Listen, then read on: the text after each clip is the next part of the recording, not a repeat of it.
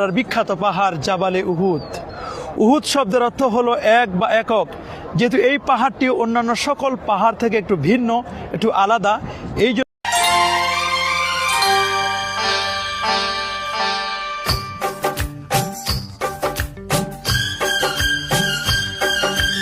এবার মুক্তি পাচ্ছেন লুৎফুজ্জামান বাবর। বাবর একাই যথেষ্ট ভারতকে অস্থিতিশীল করবার জন্য। শেখ হাসিনার পদত্যাগের কথা শুনে জেলের মধ্যে বসে যে বার্তা দিয়েছিলেন। মিজানুর রহমান আজহারিক নিয়ে আমি একটা গান গাইতে চাই। তোমরা কেমন মুসলমান, আলেম হইয়া আলেম চোখের মাঝে চোখের মনি ভাইয়া রে, বুকের মাঝে প্রাণ তুমি ভাইয়া রে।